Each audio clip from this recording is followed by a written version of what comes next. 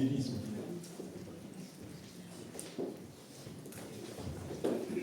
Alléluia. Gloire à Dieu. Est-ce que pendant ce temps, est-ce que dans le même état d'esprit, est-ce que quelqu'un peut dire avec moi gloire à Dieu? Est-ce que quelqu'un peut dire gloire à Dieu? Gloire à Dieu. Alléluia. À lui toute la gloire. À lui toute la gloire.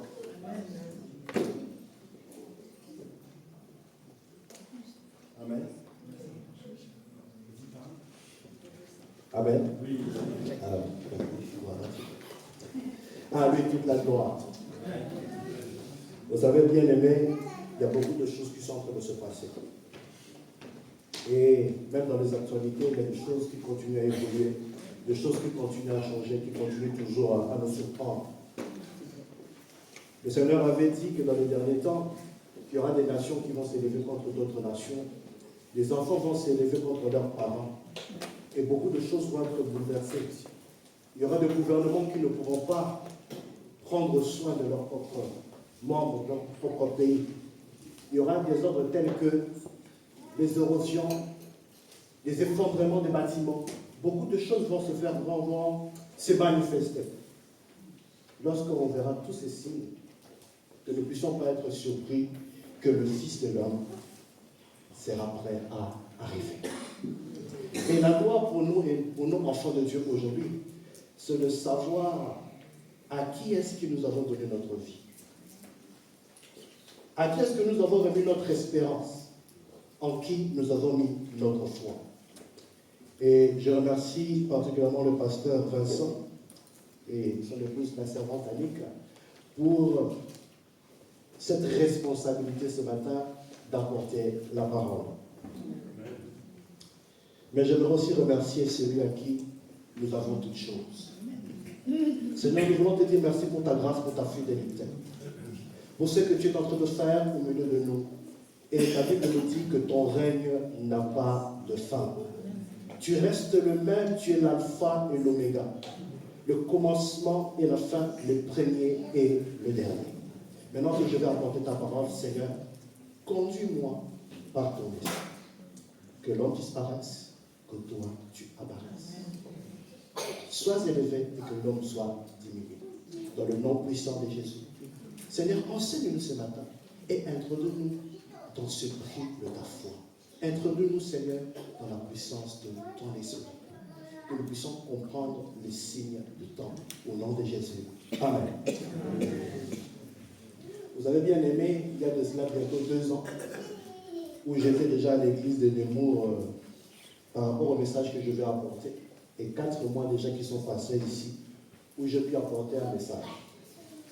Cette prédication.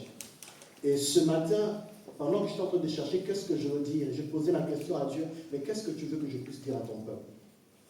Parce que tes enfants ont besoin d'être nourris, ont besoin de comprendre les choses, comment elles sont en train de se passer. Mais le Seigneur m'a permis de revenir à un texte qu'on a déjà vu ensemble. Amen. Et en réalisant ce texte, j'ai retrouvé encore d'autres pépites qui sera très important pour nous de comprendre ce matin. Et que chacun de nous puisse tirer la bonne part. Et c'est l'apôtre Pierre, dans son épître, lors de sa mort, va prodiguer certains types de conseils que nous ne devons pas oublier. Sans plus tarder, nous lirons la parole de Dieu dans la 2e épître de Pierre, le verset 1er. Nous lirons du 1er verset au verset 3. De Pierre, chapitre 1er, le verset 1er au verset 3.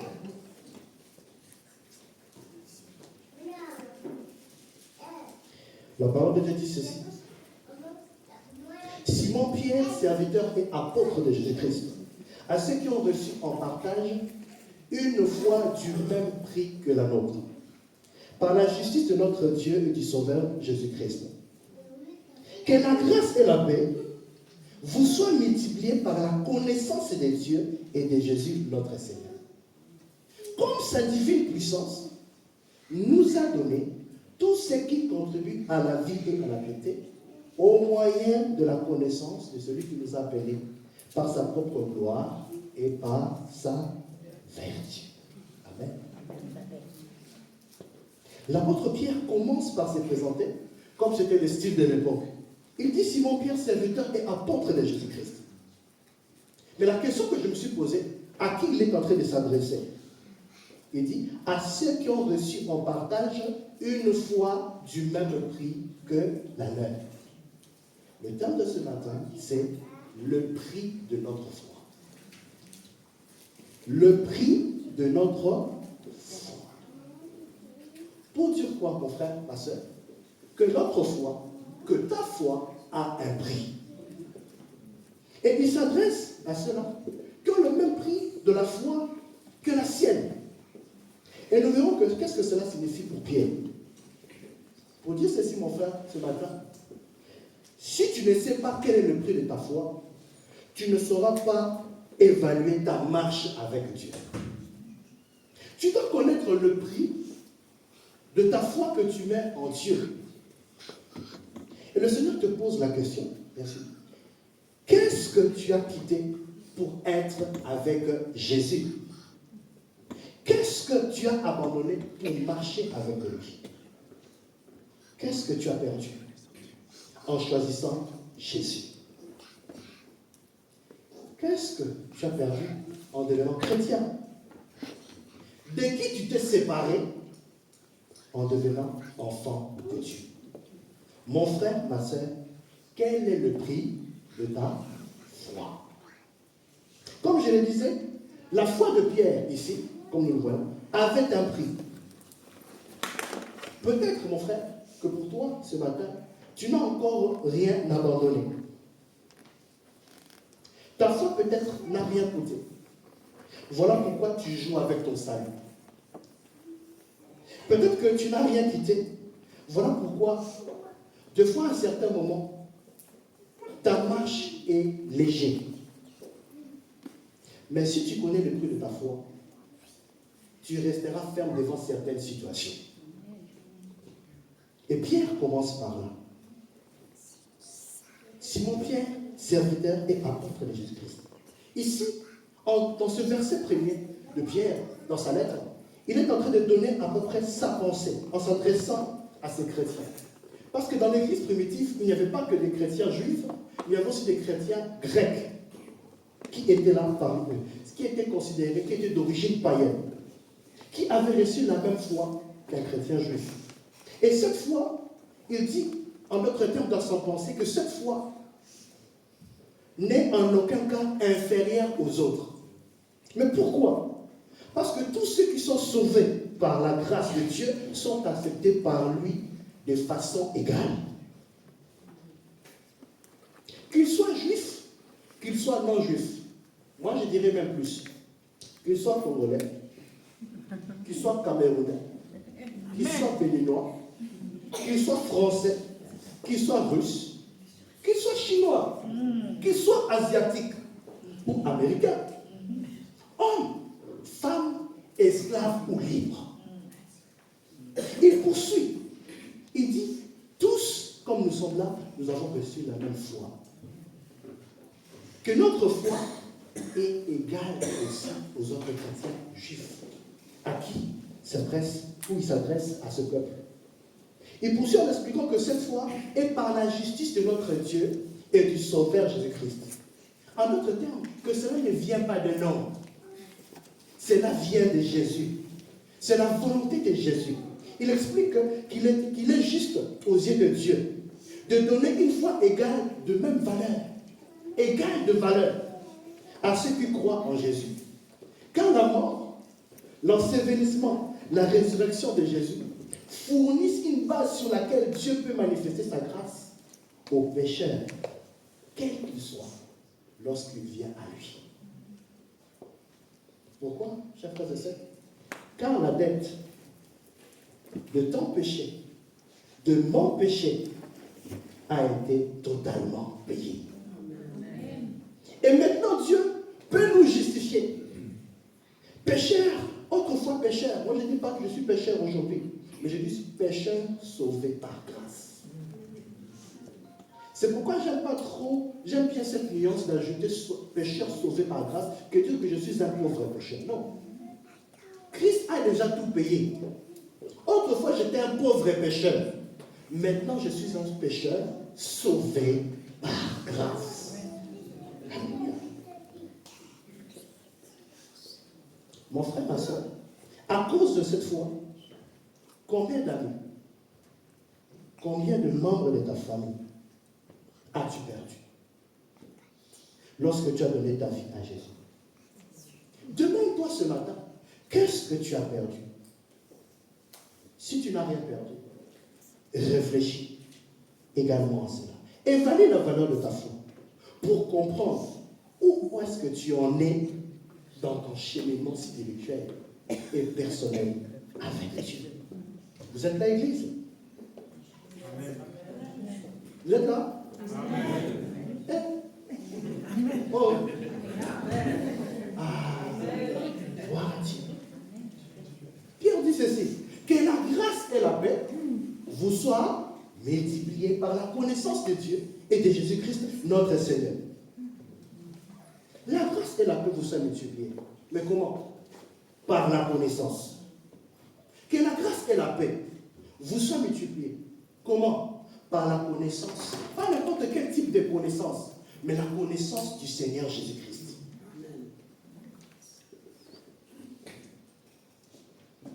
Pour dire ceci, que la connaissance de Dieu t'amènera à coup sûr la grâce et la paix. Plus tu connais Dieu, plus tu sais jouir de sa grâce et de sa paix. Plus tu le connais, plus tu vis la paix et la grâce. Pas dans n'importe quel moment. Au moment d'adversité. Dans le moment où les choses vont mal. Dans le moment où tu es en train de vivre beaucoup de difficultés. Parce que ta foi a été placée en Dieu. Parce que tu apprends à connaître Dieu. Jour après jour, tu t'attaches à Dieu. La grâce et la paix se manifestent dans ta vie. Amen. Est-ce que quelqu'un croit à cela? Amen. Lorsqu'on te regarde, quand on te regarde, tu ne ressembles à rien. Mais on se pose la question. Mais frère, comment tu fais pour avoir un joli sourire? Amen. Ma soeur, comment est-ce que tu fais pour avoir un joli sourire? Mon secret, mon frère, ma soeur, j'ai trouvé grâce aux yeux de l'Éternel. J'ai trouvé mon appui auprès de celui-là qui dit que notre secours ne vient que de lui. Il est ce secours qui ne manque pas dans la détresse. Alléluia. Mon frère, ma soeur, ta grâce, ta paix dépend de la connaissance de Dieu. Elles te permettront de garder le regard fixé sur Jésus. Lorsque la tempête, les océans, tout ce que tu es en train d'entreprendre est sur le point de s'écrouler. La grâce et la paix, ta connaissance de Dieu te permettra de garder le regard, de garder tes yeux fixés sur l'essentiel. Et ton essentiel aujourd'hui, c'est Jésus. Amen. Je vais dire à quelqu'un, est-ce que quelqu'un sait en quel temps nous sommes en ce temps? Nous sommes en quel temps? Il y a une monde qui est en train de régner en ce temps. Et la Bible en parle. Bien le fait ce monde, je vais parler de ceci. Ce n'est pas ce que j'ai écrit. Ça me vient comme ça, je pense que je veux le dire. Amen. Le monde de ces temps ici, ce n'est pas Louis Vuitton. Le monde de ces temps ici, ce n'est pas les iPhone Pro Max. Ces temps ici, ce n'est pas des belles vêtements, des beaux vêtements. Le monde de ces temps, ce n'est pas les Air Nike. Le monde de ces temps, la Bible parle de Joël. Joël dit quoi? Au dernier temps, je répandrai de mon esprit sur toute chair. Vos fils et vos filles prophétiseront. Vos jeunes gens auront des visions. Vos vieillards auront des songes. En d'autres termes, celui qui ne marche pas selon l'esprit, qui ne connaît pas évaluer, c'est une personne, celui qui ne sait pas évaluer le prix de sa foi est démoli. Vous êtes avec moi? Oui. Ça vous choque? Non. Ah, gloire à Dieu. Je pensais que ça allait choquer quelqu'un. Amen. Amen. Le monde de ce temps ici, c'est de marcher selon l'esprit. Afin de ne pas accomplir les œuvres de marcher selon l'esprit. Et Pierre qui écrit est au sort de sa vie. Mais il a expérimenté plusieurs choses, des grandes choses avec Dieu. Ce même Pierre, mais qui était ce Pierre qu'on est en train de parler ici? C'est le même Pierre qui était pêcheur de poissons. Sa profession, c'était d'aller à la pêche et prendre des poissons. C'est le même Pierre qui parlait durement à Jésus, qui posait des questions difficiles à Jésus. Ce même Pierre qui était le leader, ce leader de leur groupe, qui posait certaines questions difficiles à Jésus. C'était ce Pierre qui se croyait tellement fort. Et il a dit à Jésus, tout le monde peut t'abandonner. Mais moi, Pierre, je ne t'abandonnerai pas. Mais Jésus lui dit, Pierre, tu ne sais pas de quoi tu parles. Tu ne sais pas qu'est-ce que tu dis. Pierre répond, moi, Jésus, non. Je sais de quoi je parle. Moi, jamais. Mais hélas, la même nuit, il a renié le Seigneur 3 fois. Ce qui est important, chers frères et sœurs, Pierre avait compris c'est quoi la grâce ici. Lui qui avait renié Jésus, qui avait pleuré amèrement, Jésus ressuscitait la peine. Il lui dit ceci, Pierre, m'aimes-tu plus que les autres? Tu avais dit, avant que tous ces événements, après avoir expérimenté toutes ces choses, que tu ne vas pas m'abandonner. Maintenant que tu es passé par cette expérience, m'aimes-tu plus que les autres? Cette fois-ci, Pierre va renier sa fierté. Il dira ceci, Seigneur, tu sais que je t'aime. Car lui croyait, en voyant Jésus venir à lui, lorsqu'il était ressuscité, que Jésus allait le juger. Mais alors que Jésus avait un autre plan pour lui, c'était pour les réhabiliter. Jésus lui dit, paie mes brebis. En d'autres termes, Pierre devient le berger de mon troupeau. Et donc, quand Pierre parle de la grâce et de la paix, il sait de quoi il parle. Lorsque Pierre parle de la connaissance de Dieu, il sait ce qu'il a expérimenté. Et dans sa lettre, il nous livre ce secret. Il dit que la grâce et la paix vous soient multipliées par la connaissance de Dieu et de Jésus, notre Seigneur. Au verset 3, comme je disais, il est à la fin de sa vie. L'apôtre Pierre dit, en effet, sa divine puissance nous a donné tout ce qui contribue à la vie et à la piété. Il est en train d'affirmer.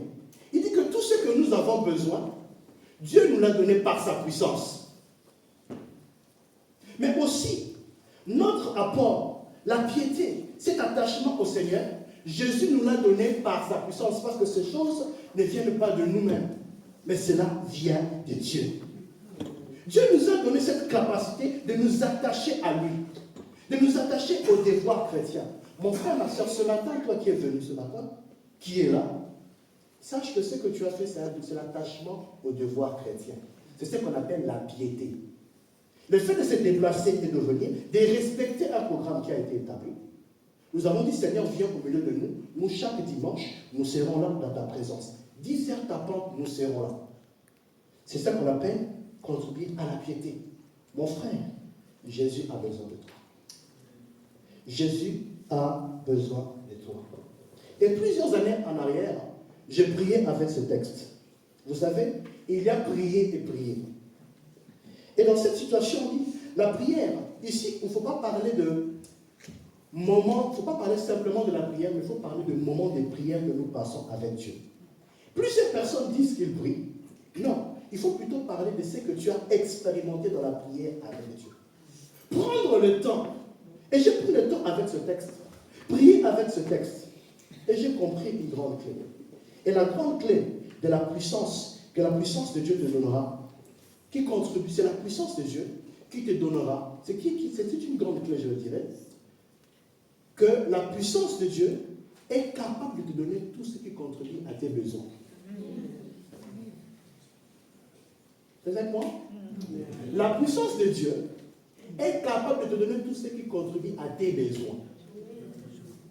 Pas seulement à l'église, même dans le milieu des études, dans le milieu professionnel, même dans ses business, dans ce que tu es en train d'essayer de faire, la puissance de Dieu est capable de te le donner. Voilà pourquoi il dit que la grâce et la paix vous soient multipliées. Mais attention, la puissance du Saint-Esprit, la puissance de Dieu nous vient du Saint-Esprit. Et un homme, cette puissance de Dieu, elle est capable de donner la gloire de Dieu. Elle te permet d'entrer dans la gloire de Dieu, d'expérimenter. Dans tes moments d'intimité avec Dieu, c'est que Dieu est pour toi. La puissance de Dieu n'est pas seulement là pour te donner la gloire, mais elle t'aide aussi à faire taire les contradictions que tu vis chaque jour. Et plusieurs personnes, ici, c'est-à-dire dans mon esprit, plusieurs personnes ici vivent des contradictions dans le domaine professionnel. Il y a plusieurs personnes qui vivent des contradictions dans leur foyer. J'aimerais noter bien aimé ce matin, le prix de ta foi te permettra d'entrer dans cette dimension. Dans la dimension de la puissance, afin de faire taire toutes les contradictions. Mais attention mon frère, ma soeur, ne cherche pas à obtenir la puissance de Dieu par tes actions. C'est le cœur. C'est l'état d'esprit et la confiance abandonnée d'un enfant dans les paroles de son Père qui touchent le cœur de Dieu. Vous savez pourquoi? Parce qu'un homme rempli du Saint-Esprit, un prophète était allé voir un roi. Il arrive dans la maison de quelqu'un. Il appelle tous ses fils. Lorsqu'il voit le premier fils, il dit certainement celui-ci sera un bon roi. Mais qu'est-ce que Dieu lui dit? Attention. Les hommes regardent quoi? À l'apparence, à ce qui frappe les yeux. Mais Dieu regarde au cœur. Nous pouvons faire tout ce que nous voulons. Oui, la puissance, mais attention au cœur. Gardez son cœur plus que toute autre chose. Mais allons plus loin. Dans Matthieu chapitre 16, excusez-moi, Matthieu 19, le verset 16 à 30, on nous raconte l'histoire d'un homme qui s'approcha du Seigneur Jésus. Matthieu 19. Qui s'approcha de Jésus. C'était un homme très riche. Il dit à Jésus, Maître, qu'est-ce que je peux faire? Qu'est-ce que je peux faire pour hériter le royaume des cieux? Jésus lui dit, respecte le commandement. Tu ne voleras pas. Il répond au Seigneur, oh Seigneur, ça, je respecte à la lettre. De ce côté-là, non, je suis irréprochable. Alors Jésus lui dit, en regardant cette assurance que cet homme avait, cette longueur que cet homme le parlait, la façon dont il parlait, le Seigneur lui dit, bon, ok. Alors dans ce cas, vends tout ce que tu as, donne-le aux pauvres. Et remarquez, ici il y a quelque chose qui m'a tiqué dans la parole de Jésus. Jésus n'a pas dit, vends tout ce que tu as et donne-le-moi. Jésus a dit, donne aux pauvres et tu auras un trésor dans les cieux. La Bible nous dit que le jeune homme riche s'est retiré très attristé. Certainement, il se disait, est-ce que Jésus sait comment est-ce que moi j'ai eu mon argent? Est-ce que Jésus sait comment est-ce que j'ai eu mes richesses? Tous les jours, je sors le matin, je viens ici, surtout ici en France, il faut aller travailler 7 heures, pendant 7 heures, 8 heures, des heures sup. Est-ce qu'ils savent comment est-ce que je trime pour que je puisse avoir mon salaire? Est-ce qu'ils savent comment est-ce que je trime pour faire nourrir ma famille? Et ils veulent que je sois là tous les jours à l'église, que je sois là le dimanche pour respecter les horaires? Pas question. Ils ne savent pas quel est le sacrifice que je fais. Et moi, donner mes biens aux pauvres. Mais c'est de leur faute. S'ils sont pauvres, ils pouvaient bien aussi aller travailler et cultiver les champs. Mais non, c'est Jésus, je crois, qu'il m'a dessus. Et plusieurs sont dans cette situation. Le prix de notre foi. On va comprendre. Et le jeune homme est parti. Est-ce que quand les apôtres vivent cette situation, il se dit, mais voyez-vous, il est difficile pour qu'un riche puisse hériter le royaume des cieux. Jésus dit ceci. Il se tourne vers ses disciples et dit, voyez-vous, il est difficile pour un riche d'entrer dans le royaume des cieux. Mais les apôtres qui étaient avec Jésus, chose étonnante, pourquoi est-ce qu'il dit ça à ses apôtres alors que ces apôtres n'étaient pas riches?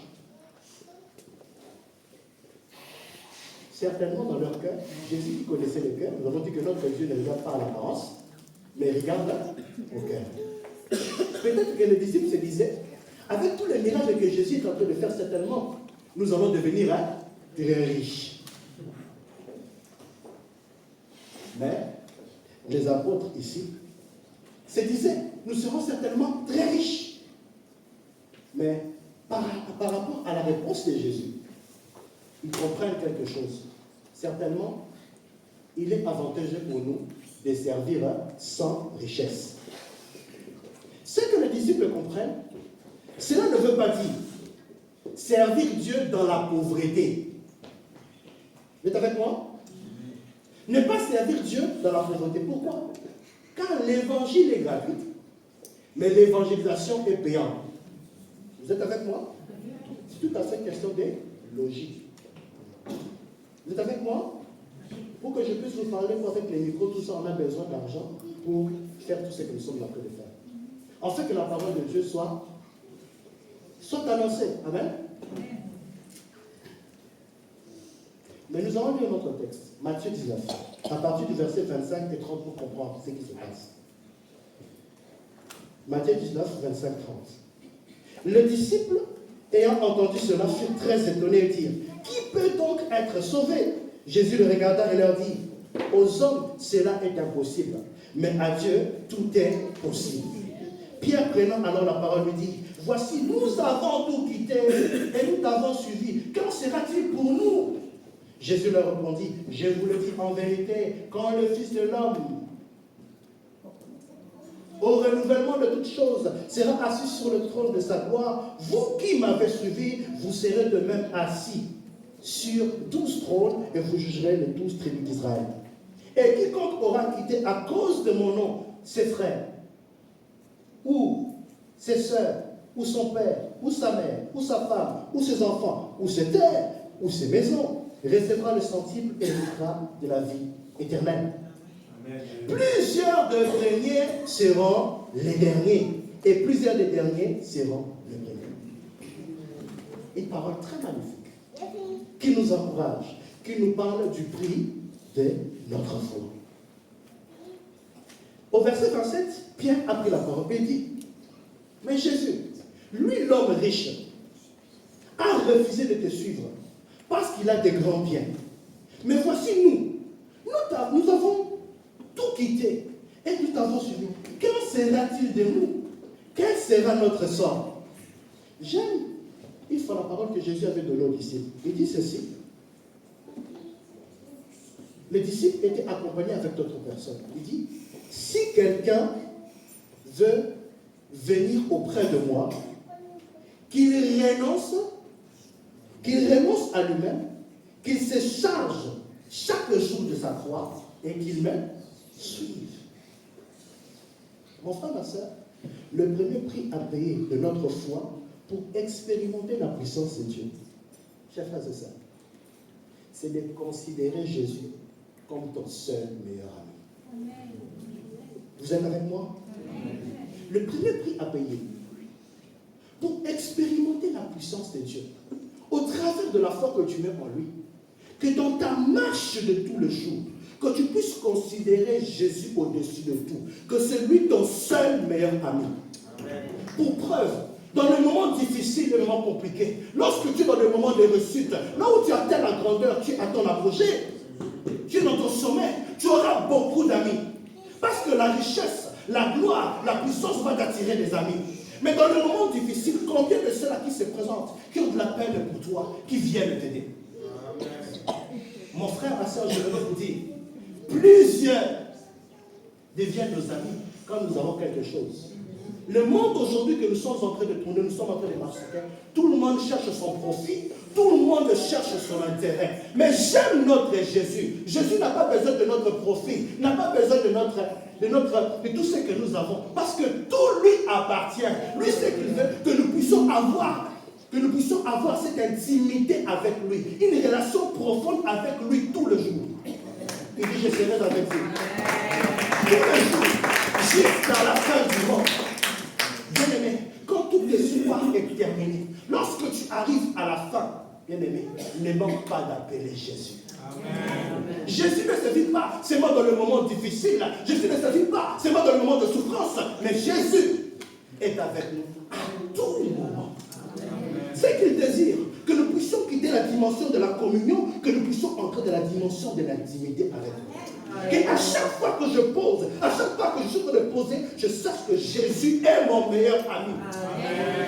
Bien-aimé le Seigneur, il est le secours qui ne manque pas dans la détresse. Mets ta confiance en Jésus. Il est le seul meilleur ami. Il ne t'abandonnera jamais, que ce soit dans la joie ou dans l'allégresse. Mais c'est quoi? Considérer Jésus comme son seul meilleur ami. Mon frère, ma soeur, c'est de croire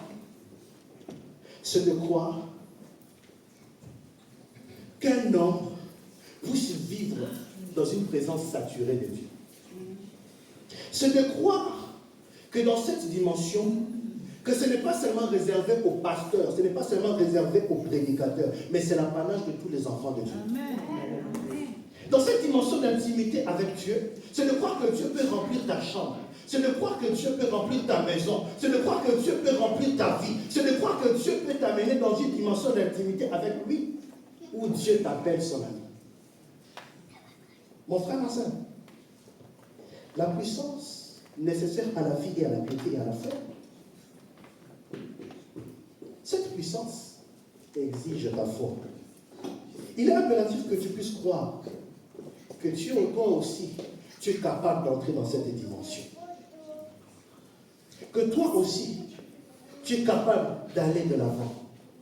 Vous savez, lorsque Jésus devait entrer à Jérusalem, il va demander à ses disciples d'aller chercher pour le quoi? Un cheval ou une ânesse? Une ânesse? Amen. Il y a des lecteurs de la Bible ici. Alléluia. Mais qu'est-ce qui va se passer? On va prendre Jésus, on va le faire monter sur cette ânesse, et lorsqu'il va entrer à Jérusalem, les gens vont faire quoi? Avec des rameaux et des pagnes. Et leurs vêtements, ils vont jeter leurs vêtements et leurs pagnes, ils vont entrer à Jérusalem. Mais ce que j'aime avec Dieu ici, lorsque tu es son ami, par le prix de ta foi, comme cette ânesse, le Seigneur permet que tu puisses bénéficier de sa gloire. En entrant à Jérusalem, qui est-ce qui avait porté Jésus? C'était l'ânesse. Mais la Bible ne nous dit pas que l'ânesse avait marché sur le vêtement, que Jésus avait marché sur le vêtement. Mais c'était l'ânesse qui marchait sur le vêtement, sur les rameaux. Donc on voyait Jésus. Mais qui bénéficiait aussi de la gloire? C'était cette ânesse-là. Mon frère, ce matin, une personne qui marche dans cette dimension, qui considère Jésus comme son seul meilleur ami, entrera dans la gloire avec Dieu. C'est en ce moment-là qu'on voit la gloire de Dieu dans ta vie. Lorsque tu considères, mais n'oublie pas, lorsque le Seigneur te fait entrer dans cette dimension, n'oublie pas, c'est lui qui est sur ton dos. Amen. Alléluia. N'oublie pas, c'est lui qui est sur ton dos. Mon frère, ma soeur, dans cette dimension, pour vivre la puissance de Dieu, qui contribue à la vie et à la piété, par le prix de la foi, ce sont les assoiffés qui vivent la puissance de Dieu. Ce sont les affamés qui vivent la puissance de Dieu. Ceux qui sont satisfaits de leur voiture, de leur maison, de leur argent, ne vivent pas la puissance de Dieu. Ceux qui sont satisfaits de leur état, d'être célèbres, d'être connus par les autres, ne vivront pas la puissance de Dieu. Ceux qui sont satisfaits de l'onction et des miettes ne vivront pas la puissance de Dieu. Mon frère, ma soeur, dans ce temps qui est le dernier, il faut être un assoiffé. Il faut être un affamé. Que dans tes moments de prière le plus intense, dans la présence de Dieu, que tu puisses arriver à un niveau où tu es en train d'agoniser. Tellement tu cherches la puissance de Dieu, tellement tu cherches Dieu dans ce que tu es en train de faire. dans ta marche de tous les jours. Vous savez, lorsqu'on parle du prix de la foi, il y a une deuxième chose, c'est le renoncement à soi-même. Il arrivera à un moment donné de ta vie, le Seigneur va te passer par certaines situations pour te briser, pour te sarcler, pour te façonner, afin que tu puisses, pour briser ce que tu es, afin que de toi naisse le parfum de mon odeur. Que tu sois, celui-là, un choix pour lui. Que lorsqu'il te regarde du côté de cieux, qu'il dise, si je lui donne ma gloire, il ne le regardera pas pour lui tout seul. Si je lui donne ma gloire, il ne verra pas les autres reculer. Il considérera toujours qu'il est plus bas, parce qu'il connaît c'est quoi l'humilité. C'est pourquoi j'aime cette parole qui dit, l'humilité précède la gloire. Mon frère, ma soeur, je crois que je vais m'arrêter là. Il y a beaucoup de choses à dire. Je vais donner un exemple par rapport au prix de notre foi. Deux hommes sont en train de faire un champ. Mais dans la période, dans cette ville, ça s'est passé, cette histoire se passe dans le pays de Namibie, dans la partie sud du Namibie, où la pluie de foi est un peu rare. Vous savez qu'en Namibie, il y a aussi une partie qu'on appelle le désert de Namibie, pour ceux qui connaissent un peu les cartes. Cette histoire s'est racontée et qu'il y avait deux personnes qui étaient dans la même zone. Il y avait ces deux personnes étaient des agriculteurs. C'était des personnes aussi qui, au fond, qui avaient entendu parler de Jésus, qui avaient entendu parler de ce que Dieu est capable de faire. Mais eux étaient des agriculteurs. Et un jour, il y a une parole qui a été donnée, qu'ils puissent se préparer parce que la pluie va revenir. Et à un moment donné de leur vie, dans leurs activités, la pluie avait cessé pendant plus de 5 ans. La pluie ne tombait pas. Et ils entendent cette parole, que la pluie va revenir. Or, l'un des deux était une personne qui était équipée de tous les instruments qu'on peut utiliser aujourd'hui pour labourer la terre, pour aller plus vite. Mais tandis qu'un autre, vous savez, en Afrique, on n'a pas tous les équipements. Hein. On a juste une pelle, et juste une houe, on peut penser avec une machette ou bien le truc pour faire tout labourer. Alors, tous avec un grand hectare. Alors, celui qui avait des machines, comme en Occident, on aime bien les preuves avant les choses. Quand Dieu dit qu'il faut envoyer la pluie, tout le monde fait que je vais d'abord attendre que la pluie arrive avant de commencer à labourer la terre. On fait d'abord la preuve. L'autre dit non. Moi, je vais saisir cette parole. Si Dieu dit qu'il va envoyer la pluie, certainement il va envoyer la pluie. Lui, avec sa houe et sa petite machette, il a commencé à labourer la terre. Il a commencé à dégivrer. Il a commencé à labourer. Pendant que l'autre était en train d'attendre, lui, il a commencé à dégivrer la terre. Il a payé le prix de sa foi. Il a mis sa foi dans ce que Dieu a dit. Il a commencé à labourer la terre, à labourer la terre.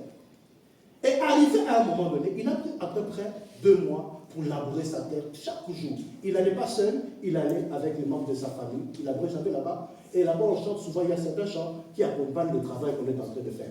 Vous savez, quand les gens sont en groupe, en famille, chacun, il y a des chants qu'on envoie, des chants des fois en langue. Voilà, Salomon, il y a des types de mots qu'on donne, des types de chants pendant le travail, qui donnent un peu l'ambiance. Vous savez, quand on travaille, c'est bien le travail avec certains types d'êtres. Ils vont commencer à labourer la terre, labourer la terre, labourer la terre. Et lorsqu'ils arrivent à terminer, ils commencent à planter, comme il faut planter. Bien ranger les choses. Au moment où ils arrêtent, qu'est-ce qui se passe? La pluie tombe. Bien aimé, quelque chose s'est passé. Je m'aimerais dire à quelqu'un ce matin, Dieu honore le prix de ta foi. Pendant que la pluie a commencé, ils n'ont pas compris. Et qui avait planté, les plantes prennent quand même un temps pour pousser. Ils ont remarqué à un temps record. Ça n'a même pas fait, la pluie a fait que 2 jours. Vous savez, la pluie n'a fait que 2 jours et la pluie s'est arrêtée. Et d'après les météos, on disait que comme vous avez vu cette pluie-là, il est possible de avoir encore 5 ans ou 6 ans. Pendant seulement les 2 jours-là, que la pluie est arrivée dans ce champ de cette famille bien-aimée, les plantes ont poussé à un temps record. Ils avaient cultivé beaucoup de choses, beaucoup de légumes, beaucoup de fruits, beaucoup de choses. Et c'est que l'histoire qu'on m'a rapportée est que cette famille a pu éponger toutes les dettes de leur vie. Amen. Mon frère, ma soeur, alors que celui qui était en train d'attendre la pluie cette année, il n'avait pas eu le temps de labourer son champ, il est passé à côté. J'aimerais dire à quelqu'un, toi aussi, tu dois comprendre ces choses. N'aie pas peur d'être rejeté. Pendant que l'autre est en train de labourer, l'autre est en train de se moquer de lui. Mais qu'est-ce que tu crois? Toi, tu suis moi cette affaire de pluie. Il n'y aura pas la pluie. Il se moquait de lui. Il était insulté. Il était rejeté. Mais pendant que la bénédiction est arrivée, bien aimé, accepte de souffrir. Accepte d'être brisé. Accepte d'être émondé. Accepte de passer par les brisements pour devenir le produit de Dieu. Amen. Mon frère, ma soeur, tu es le produit de Dieu. Amen. Lorsque tu pries, lorsque tu es en train de prier, lorsque tu prends ce temps, ne sois pas pressé de sortir de la présence de Dieu. Entre dans la présence de Dieu et sors avec cette présence pour ta vie. C'est celle qui va accompagner ta vie. Dans le moment difficile, attache-toi à ce que Dieu t'a dit. Paye le prix. Il y a d'autres personnes ici qui doivent abandonner des choses qui sont cachées. Quelle est cette situation ou cette addiction qui t'empêche de payer le prix de cette foi? Vous savez, moi qui vous parle, j'ai parlé au pasteur, j'ai dit au pasteur, pasteur, moi j'étais un grand amateur de jeux vidéo. Je pouvais m'asseoir et jouer aux jeux vidéo pendant des heures, des heures, des heures. Amen. Et quand je commençais, je veillais aussi. Et je sais qu'il y a aussi des jeunes aussi qui ont des jeux vidéo chez eux. Je sais. J'étais un grand amateur de jeux vidéo. Mais lorsque le Seigneur m'a dit, c'était difficile pour moi d'arrêter. Mais lorsque le Seigneur, vous savez, le Seigneur, quand il a parlé dans ta vie, il a dit que tu vas me servir. Quand le Seigneur t'a dit que par rapport à cet examen-là que tu es en train de faire, quel que soit le domaine, il te dit, j'ai besoin de toi. Bien-aimé, si tu obéis à ce que je dis. Lorsque j'ai arrêté, j'ai vu la main de Dieu. Amen. Vous savez, mon frère, ma soeur, ça ne coûte rien d'arrêter certaines choses. Deux fois, il faut simplement obéir et faire confiance à Dieu. Que ce matin, mon frère, ma soeur, que tu sois béni. Que le Seigneur soit avec toi, qui te donne la force de comprendre ces choses. La puissance qui contribue à la vie et à la piété. Tu as payé le prix de ta foi. Le Seigneur dit à quelqu'un, pendant toutes ces années, tu as payé le prix de ta foi. Tu as abandonné beaucoup de choses pour lui. Tu as fait des choses pour lui. Et cette personne, en ce moment, est en train de chercher comment est-ce que... Je suis en train de voir, cette personne est en train de passer un moment très difficile par rapport à son travail. Il est en train de chercher des solutions, comment est-ce qu'il devra faire pour changer d'entreprise, pour changer les choses qu'il est en train de faire. Le Seigneur est en train de dire à cette personne, fortifie-toi et prends courage. Je sais combien est-ce que tu es en train de payer le prix pour moi. Fortifie-toi et prends courage, car je serai avec toi, je ne t'abandonnerai pas. Je suis celui qui est capable de créer pour toi un chemin dans le désert et dans la solitude. Que les eaux vives, le fleuve d'eau vive puissent couler dans ça. Que le Seigneur nous bénisse. Merci d'avoir regardé cette vidéo. Nous espérons qu'elle t'a encouragé et fortifié dans ta foi. Si c'est le cas, like pour soutenir, abonne-toi pour ne rien manquer, et surtout, partage cette vidéo aux personnes que tu as sur le cœur. Que Dieu te bénisse. À très vite.